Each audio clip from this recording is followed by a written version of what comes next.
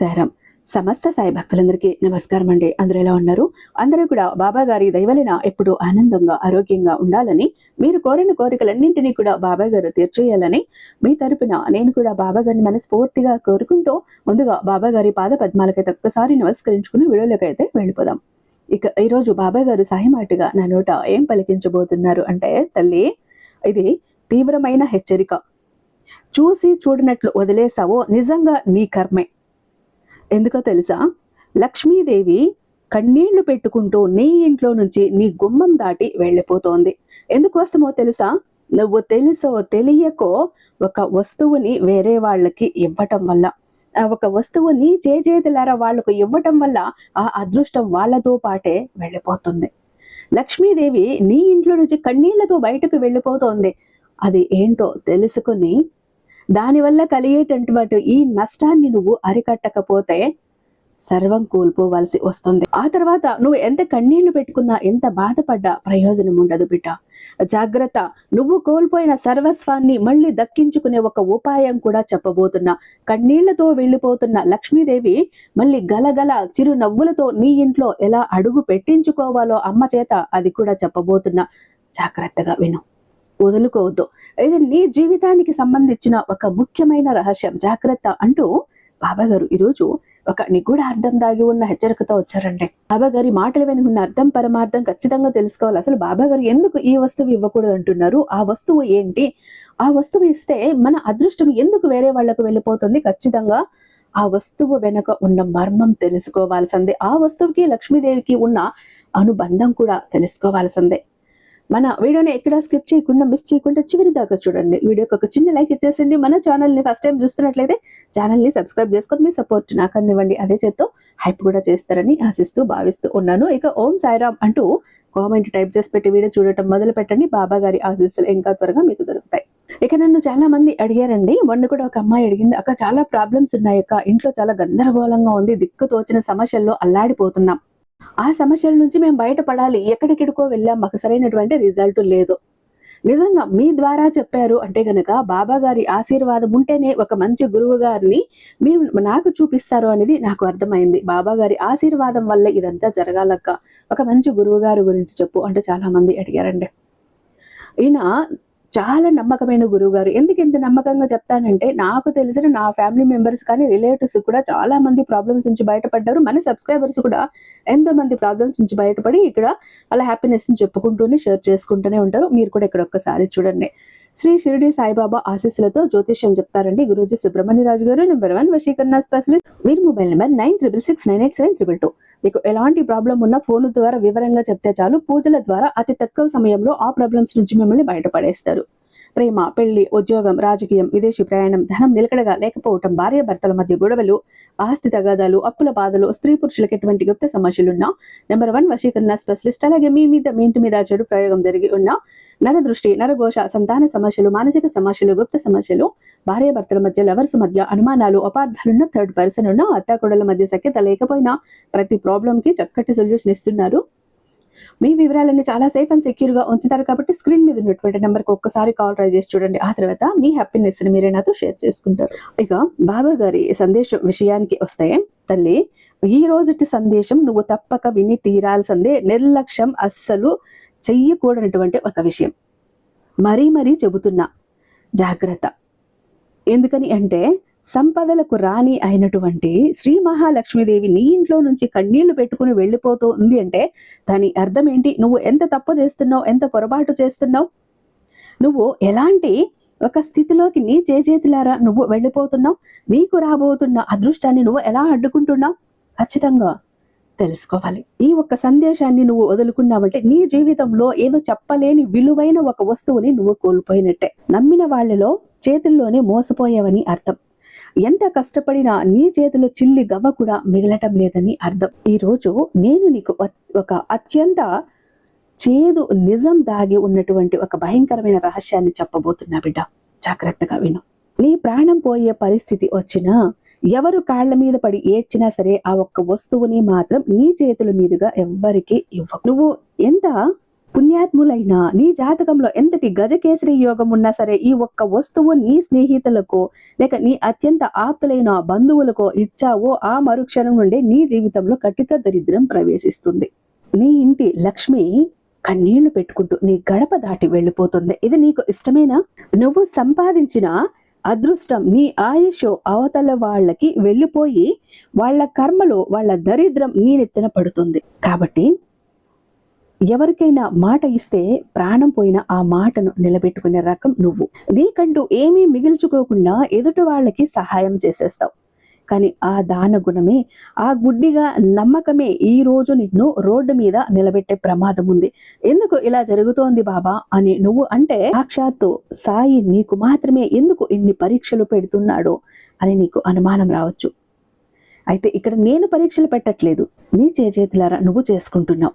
ఈ ఒక్క వస్తువుని నువ్వు ఎదుటి వాళ్లకు ఇవ్వటం వల్ల ఆ వస్తువు ఏంటో తెలుసా?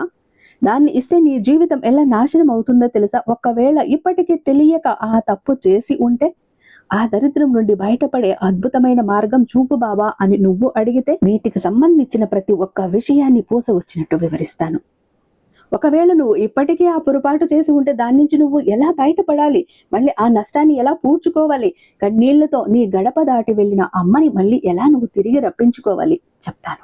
జాగ్రత్తగా విను. ఈ వీడియో మధ్యలో వదిలేస్తే నీ జీవితాన్ని మార్చే ఒక మహాద్భుత సత్యాన్ని, ఒక రక్షణ కవచాన్ని నువ్వు కోల్పోయినట్టే. జాగ్రత్త. అందుకే చెప్తున్నా, మరీ చెబుతున్నా, కాసేపు మనసు నిమ్మళంగా ఉంచుకొని ఇక్కడ ఉండు. ప్రతిదీ చెప్తాను. నీ కష్టాలన్నీ కూడా తీరిపోయే మార్గం చెప్తాను. నీ ఇంట స్థిర లక్ష్మి కొలువై ఉండే విధంగా కూడా ఉపాయం చెప్తాను. అందుకే చెబుతున్నా, జాగ్రత్త. అన్ని సమయాలు కూడా నాకు అనుకూలంగా ఉన్నాయి, ఇక నాకు తిరుగులేదు అనుకుంటే ఆ వెనకే ఏదో ఒకటి కాచుకుని ఉంటుంది. అది ఏంటి? ఎప్పుడూ నువ్వు తెలుసో తెలియక చేసిన తప్పు ఈ సమయంలో బయటపడి నిన్ను వెంటాడి వేధిస్తుంది. అలాంటి వాటిల్లో ఇది కూడా ఒకటి. నీ పాప కర్మలన్నీ కూడా తొలగిపోతాయి. అయితే ఇక్కడ ముఖ్యంగా నీ గురించి చెప్పాలి తల్లి. ఒక సముద్రమంతా లోతైన మనిషి నువ్వు. పైకి ఎంత ప్రశాంతంగా కనిపిస్తావో కానీ నీ లోపల ఎన్ని కన్నీటి సుడిగుండాలు ఉన్నాయో ఈ ప్రపంచంలో ఎవ్వరికీ తెలియదు. నీ తల్లికి తెలియదు, నీ తండ్రికి తెలియదు, కట్టుకున్న భర్తకు తెలియదు, కట్టుకున్న భార్యకు తెలియదు, కడుపున పుట్టిన బిడ్డలకు తెలియదు, నీ తోబుట్టువులకు తెలియదు, నీ ఆప్తమిత్రులకు కూడా తెలియదు. కనీసం నీ ఇంట్లో వాళ్ళకు కూడా నువ్వు పడే మానసిక వేదన అర్థం కాదు. నువ్వు భూమి లాంటి వ్యక్తివి. భూమి తనను దున్నుతున్నా కూడా, బాధ పెడుతున్నా కూడా భరిస్తుంది. అంతేకాని తిరిగి మాట్లాడదు, దూషించదు, ఎవరిని ఏమీ మాట్లాడదు. ఎంత దున్నినా, ఎంత బాధ పెట్టినా, ఎంత గాయం చేసినా తిరిగి బంగారపు లాంటి పంటను అందిస్తుంది. నువ్వు కూడా అంతే. నీకు ఎవరో ద్రోహం చేసినా మనసులో పెట్టుకోవు. పోనీలే, వాళ్ళ కర్మకే వదిలేద్దాం అని క్షమించేస్తావు. కానీ ఈ లోకం నీ మంచితనాన్ని, నీ క్షమాగుణాన్ని చేతకానితనంగా చూస్తోంది తెలుసా? ఒక్కసారి నీ గతాన్ని వెనక్కి తిరిగి చూసుకో. నీకు అవసరమైనప్పుడు, వాళ్లకు కష్టాలు ఉన్నప్పుడు నీ చుట్టూ కూడా తిరిగారు. నువ్వు వాళ్ళ కోసం పగలు రాత్రి కష్టపడ్డావు. నీ జోబులో డబ్బులు తీసి ఇచ్చావు. వాళ్లకు అప్పు పుట్టకపోతే నువ్వే మధ్యవర్తిగా ఉండి నీ పూచీకత్తు మీద డబ్బులు ఇప్పించావు కదా. కానీ తీరా వాళ్ళ పని అయిపోయాక ఏం జరిగింది? నిన్ను నిలువునా ముంచేశారు. అవునా కాదా? చెప్పు తల్లి. నువ్వు ఇచ్చిన డబ్బులు అడగటానికి నువ్వే వాళ్ళ చుట్టూ కుక్కలా తిరగాల్సిన పరిస్థితి వచ్చింది. పైగా 4 మాటలు అన్నారు. నీది నోరా లేకపోతే మురికి కాలువ? నీకు మాట్లాడటం రాదా? ఎప్పుడు ఎలా మాట్లాడాలో తెలియదా? నీకు కోపం ఎక్కువ అని నీ మీదే తప్పు ఉన్నట్లు చిత్రీకరించారు. నువ్వు చేసిన మేలంతా మర్చిపోయారు. ఏదో ఒక చిన్న తప్పు పొరపాటును పట్టుకొని నిన్ను సమాజంలో ఒక విలన్ని చేశారు. అయితే నీకు ఒక విచిత్రమైన గుణం ఉంటుంది తల్లి. నువ్వు కష్టాన్ని ఎంతైనా మనసులో దాచేసుకుంటావే కానీ సంతోషాన్ని దాచుకోలేవు. అందరికీ పనిచేసుకుంటావు. మంచి బట్టలు వేసుకోవటం, ఇల్లు శుభ్రంగా ఉంచుకోవటం, దర్జాగా బ్రతకటం ఇష్టం. కానీ నీ చుట్టూ ఉన్న వాళ్ళకి, ముఖ్యంగా నీ సొంత బంధువులకే నువ్వంటే ఏడుపు, కుళ్ళు, అసూయ. వీడు లేకపోతే ఈమె ఎలా పైకి వస్తున్నారు, వీళ్ళ దగ్గర ఇంత డబ్బులు ఎక్కడిది అని లోపల కాలిపోతూ కుమిలిపోతూ ఉంటారు. కానీ నీకేమో ఆ కుట్రలు ఏమీ అర్థం కావు. పిచ్చిదానిలాగా అంతా నా వాళ్లే కదా అనుకుంటావు. నీ ఇంట్లో జరిగే రహస్యాలు, నీ భవిష్యత్తు ప్రణాళికలు అన్ని వాళ్లకు పూసగొచ్చినట్టు చెప్పేసి వచ్చేస్తావు. అక్కడే నీ పతనానికి నువ్వే పునాది వేసుకుంటున్నావు. నీ గుడ్డి నమ్మకమే నిన్ను నిలువున దహించి వేస్తోంది తల్లి. అయితే నీకు ఒక ప్రత్యేకత ఉంది తల్లి, విను. నీ చుట్టూ ఒక ధనాకర్షణ వలయం ఎప్పుడూ ఉంటుంది. నువ్వు ఎప్పుడైనా గమనించావా? ఏదైనా ఒక పని మీద పట్టుబడితే దాన్ని సాధించే వరకు వదిలిపెట్టవు. ₹1, ₹2 పోగు చేసి ఒక సామ్రాజ్యాన్ని నిర్మించగల సత్తా ఉంది నీ దగ్గర. కానీ నీ దగ్గర ఉన్న ఆ అదృష్టాన్ని, ఆ శక్తిని, ఆ ఆరాని అవతల వాళ్ళు లాక్కోవచ్చు. అవకాశం కనిపిస్తోంది. ఎందుకో తెలుసా? దేనికోసమో తెలుసా? ఒక వ్యక్తి వాడే వస్తువులు, ఆ వస్తువుల ద్వారా అతని పుణ్యపాపాలు మరొకరికి బదిలీ అవుతాయి. ముఖ్యంగా నీ ప్రాణ సమానమైనది, అత్యంత శక్తివంతమైనది కొన్ని వస్తువుల్లో నీ శక్తి దాగి ఉంటుంది. నీకు తెలుసా? నువ్వు ప్రేమ కొద్దీ లేదా జాలిపడి ఆ వస్తువును నీ స్నేహితులకో, బంధువులకో, లేదా ఇంటికి వచ్చిన వారికో, నీ తోబుట్టువులకో ఇస్తే నీ చేతుల మీదుగా నువ్వే నీ ఇంటికి నిప్పు పెట్టుకున్నట్టు లెక్క. ఆ వస్తువు నీ చేతి నుండి అవతల వాళ్ళ చేతికి వెళ్ళిన క్షణంలోనే నీ ఇంట్లో ఉన్న లక్ష్మీదేవి వాళ్లతో పాటు పంపేసినట్లే. నీ ఇంటికి రక్షణ కవచం బద్దలైపోతుంది. ఆ రోజు నుండి నీ ఆర్థిక పతనం మొదలవుతుంది. అంతేకాదు, ఇక్కడ వెండి వస్తువుల గురించి చెప్తున్నా బిడ్డ. చాలా ముఖ్యమైన విషయం. నువ్వు రోజు ధరించే వెండి ఉంగరము, వెండి గొలుసు, ఆడవారైతే కాళ్ళకి పెట్టుకునే వెండి పట్టీలు, ఇవి నీ శరీరంలో నీకున్న నకారాత్మక శక్తి, నెగిటివ్ ఎనర్జీ, నీకు తగిలే దృష్టిని ప్రతి ఒక్కదాన్ని పీల్ చేసుకొని నీకు ఒక శాంతాన్ని ఇస్తుంది, ప్రశాంతతని ఇస్తుంది. నీకు పాజిటివ్ ఎనర్జీ ఆ వెండిలో నిక్షిప్తమై ఉంటుంది. ఈ పట్టీలో పాతవైపోయాయని, ఈ ఉంగరం నాకు సరిపోవటం లేదని నువ్వు వేసుకో అని నీ బంధువులకో, స్నేహితులకో, ఎవరికో తెలిసిన వాళ్ళకి ఊరికే ఇస్తుంటాం. లేదా ఆడపిల్లలైతే తమ స్నేహితురాళ్ళకి కొద్దిసేపు నా చేయిని వేసుకో, ఇది పెట్టుకో, ఎలా ఉంటుందో చూద్దాం అంటూ ఒంటి మీద ఉన్నటువంటి వెండిని ఇచ్చేస్తుంటారు. లేదా పాతబడిపోయిన వెండి వస్తువులను ఇస్తే నువ్వు పోగొట్టుకునేది కేవలం ఒక లోహాన్ని కాదు, సాక్షాత్తు నీ రాజయోగాన్ని. ఆ వెండి ఎవరి ఒంటి మీద పడుతుందో వాళ్ళు నీ అదృష్టాన్ని పీల్ చేసుకుని కోటేశ్వర్లు అవుతారు. నీకు రావాల్సిన అవకాశాలు వాళ్లకు వెళుతాయి. నువ్వు మాత్రం ఎంత కష్టపడినా గుర్తింపు లేని కూలీగా మిగిలిపోతావు. ఇది నీకు ఇష్టమేనా? చెప్పు. నువ్వు పడే శ్రమ పక్కవాడికి అదృష్టంగా మారుతుంది. అందుకే ఎప్పుడూ కూడా ఈ విషయంలో కఠినంగా ఉండు తల్లి. నేను ఎప్పుడూ కూడా ఇంత కఠినంగా ఉండమని ఎక్కడా చెప్పను. ఆపదలో ఉన్న వాళ్ళని ఆదుకోమంటాను, కష్టంలో ఉన్న వాళ్ళకి చేయూతనిమ్మంటాను. ఈరోజు ఎంత గట్టిగా చెబుతున్నాను అంటే దీని వెనుక ఎంత అర్థం ఉంటుందో నువ్వే అర్థం చేసుకో. ఎవరు ఏమనుకున్నా సరే, నా వస్తువులు నేను ఇవ్వను అని ముఖం మీద చెప్పటం నేర్చుకో. నీ జీవితం, నీ పిల్లల భవిష్యత్తు కన్నా ఏ మొహమాటమో, ఏ బంధమో ఎక్కువ కాదు కదా. ఇప్పుడు నీ గుండెల్లో ఒక పెద్ద భయం మొదలయ్యి ఉండొచ్చు తల్లి. బాబా, ఇన్నాళ్ళు ఈ విషయం తెలియక ఎన్నో తప్పులు చేశాను, ఎంతో మందికి ఇచ్చేసాను, మొహమాటానికి పోయి దేవుడి దగ్గర డబ్బులు కూడా తీసి ఇచ్చేసాను, నా పాత వెండి వస్తువులు వాళ్లకు ఇచ్చేసాను, అందుకేనేమో నా జీవితం ఇలా గుడ్డి దీపంలా మారిపోయింది. గుడ్డిగా జీవితం వెలుగుతోంది, మసగ్గా వెలుగుతోంది, అసలు కాంతి లేకుండా పోయింది. దీనివల్లేనేమో. దీనికి పరిహారం లేదా బాబా? నా జీవితం ఇంతేనా? నా జీవితం బాగుపడదా అని నువ్వు ఏడుస్తూ కన్నీళ్లతో ఇప్పుడు నువ్వు నన్ను అడుగుతున్న ప్రశ్నకి నా సమాధానం ఏంటో తెలుసా? భయపడకు. నీ సాయి ఉన్నాడు. అంత కష్టం వస్తే నా బిడ్డను వదిలేస్తానా? కష్టాలకి దగ్గరుండి కాపాడుకుంటా. ప్రతి శాపానికి ఒక విరుగుడు ఉంది తల్లి. ప్రతి సమస్యకి ఒక అద్భుతమైన పరిష్కారం ఉంది.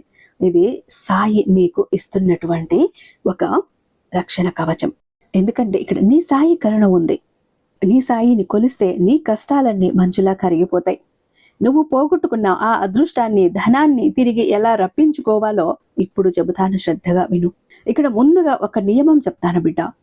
దేవుడి దగ్గర డబ్బులు, నువ్వు పూజా గదిలో పెట్టినటువంటి డబ్బులు, ముడుపులను దేవుడి దగ్గర పెట్టినవు ఇకపై ఎట్టి పరిస్థితుల్లో కూడా నీ పూజా మందిరంలో దాచిన డబ్బు ఇతరులకు తీసి ఇవ్వకు. ఒకవేళ ఇవ్వాల్సి వస్తే ఆ డబ్బును నువ్వే తీసుకుని దేవుడి హుండీలో వెయ్యి. లేదా నీ ఇంట్లో ఒక మంచి శుభకార్యం జరిగేటప్పుడు నీ దేవుడికి, నీ భగవంతుడికి కావాల్సిన పువ్వులో ఫలాలు కొను.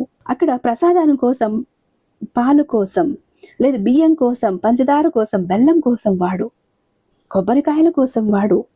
ఒక శుక్రవారం నాడు కుబేర యంత్రాన్ని కానీ 11 గోమతి చక్రాలను కానీ నీ పూజా మందిరంలో పసుపు వస్త్రంలో కట్టిపెట్టు. ఇది నీ ఇంట్లోకి తిరిగి మళ్ళీ లక్ష్మీదేవిని ఆకర్షిస్తుంది. ఈ వస్తువులు నీ ఇంట్లో, నీ పూజా మందిరంలో ఉన్నాయంటే కన్నీళ్లతో వెళ్లిపోయిన అమ్మ గలగల నవ్వులతో మళ్ళీ తిరిగి నీ ఇంట్లో అడుగు పెడుతుంది. ఇక రెండవ నియమం ఏంటో తెలుసా? పాత వెండి వస్తువులను ఏం చెయ్యాలి తండ్రి అని నీ మనసులో అడిగితే, ఇక్కడ నువ్వు వాడి పాతబడిపోయిన వెండి ఉంగరాలు, గొలుసులు లేదా కాలికి పెట్టుకునే పట్టీలు అవి ఉచితంగా ఎవరికి ఇవ్వకు.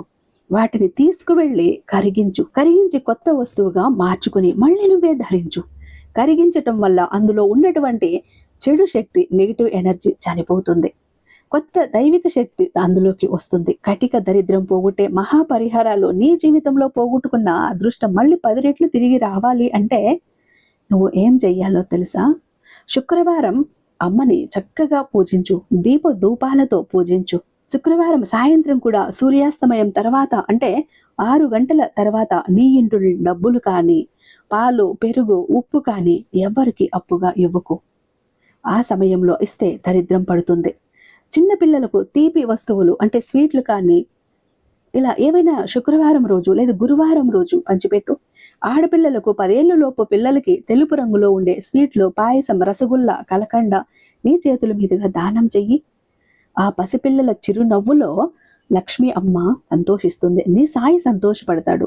నీకు అంతులేని ఐశ్వర్యాన్ని తిరిగి ఇస్తారు. ఈ విధంగా చేశావు అంటే నువ్వు పోగొట్టుకున్న, నువ్వు తెలుసో తెలియక చేసినటువంటి ఆ పనుల వల్ల కలిగిన నష్టం మళ్ళీ భర్తీ అవుతుంది. అందుకే చెబుతున్నాను, జాగ్రత్త. నువ్వు గనుక ఇలా చేశావంటే సాక్షాత్తు సాయి నీ పక్షాన నిలబడి, రక్షణ కవచంలో నిలబడి నిన్ను మోసం చేసిన వాళ్ళకి బుద్ధి చెబుతాడు. నీ కష్టాలన్నీ తీర్చేస్తాడు. ఈ చిన్న పరిహారాలు పూర్తి నమ్మకంతో, స్వచ్ఛమైన భక్తితో చేసి చూడు తల్లి. కేవలం మండలం రోజుల్లో, 41 రోజుల్లో నీ జీవితంలో అద్భుతమైన మార్పులు మొదలవుతాయి. మొండి బాకీలు తిరిగి వస్తాయి. ఇంట్లో మనశ్శాంతి ఏర్పడుతుంది. నీ కళ్ళల్లో మళ్ళీ ఆనందం ఖచ్చితంగా కనిపిస్తుంది. నా ప్రియమైన తల్లి, ఇక్కడ నేను చెప్పిన విధంగా నీ జీవితాన్ని మలుపు తిప్పే ఒక అత్యంత నిగూఢమైన రహస్యమైన సత్యాన్ని చెప్పాను. అది నువ్వు మనసు లోతుల్లోకి తీసుకున్నావని గాఢంగా నమ్ముతున్నాను. ఎందుకంటే ఎంతో ప్రశాంతమైన వ్యక్తివి నువ్వు తలుచుకుంటే ఆకాశాన్నైనా దించి నీ పాదాల ముందు పెట్టుకోగల ఒక ధైర్యశాలివి. గతః జరిగిపోయిన మోసాల గురించి, నిన్ను వదిలేసి వెళ్ళిన వాళ్ళ గురించి ఇక కన్నీళ్లు పెట్టుకోవద్దు.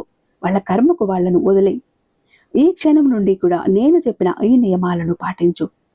నిన్ను నువ్వు కాపాడుకో. సాక్షాత్తు నీ సాయి అలాగే లక్ష్మీ అమ్మవారు నీ వెంటే ఉండి నిన్ను రక్షిస్తారు. నీ భవిష్యత్తు బంగారుమయం అవుతుంది. నీ సాయి మాట ఇస్తున్నాడు. నేను చెప్పిన మాటలు నీ గుండెను తాకితే, నీ జీవితంలో జరిగిన సంఘటనలకు అద్దం పట్టినట్లు అనిపిస్తే ఇక్కడ నాకు చెప్పు, నిజమే బాబా, ఇలాగే జరిగింది నా జీవితంలో అంటూ. ఎందుకంటే నువ్వు ఈ ఒక్క మాట చెప్పటం వల్ల నీ సాయి ఆశీర్వాదాలు నీ మీద ఇంకా బలంగా ఉంటాయి. నీ కష్టాలు ఇంకా త్వరగా తీరిపోతాయి. ఎలాంటి కష్టం వచ్చినా, ఎలాంటి భయం వచ్చినా, ఎలాంటి ఆపద వచ్చినా భయపడాల్సిన పని లేదు తల్లి. నీ సాయి ఉన్నాడు. ఒక తల్లిగా, ఒక తండ్రిగా నీకు రాబోయే ఆపదలను కానీ, చిక్కుల నుంచి కానీ నిన్ను వెంటనే బయట పడవేసి నిన్ను కాపాడుకోవటం తండ్రిగా నా బాధ్యత. ఒక రక్షణ కవచమై నిన్ను రక్షించుకోవటం నా కర్తవ్యం. నా ఆశీర్వాదాలు నీ మీద ఎప్పుడూ ఉంటాయి అంటూ బాబా గారు ఈరోజు ఒక అత్యద్భుతమైన సందేశంతో మన ముందుకు వచ్చారండి. ఐ హోప్ ఈ వీడియో మీకు నచ్చే ఉందని భావిస్తున్నాను. రేపు బాబా గారి మరొక అద్భుతమైన సందేశంతో మీ ముందుంటాను. అంతటిదాకా సర్వేజన సుఖినో భవంతు. ఓం సారాం.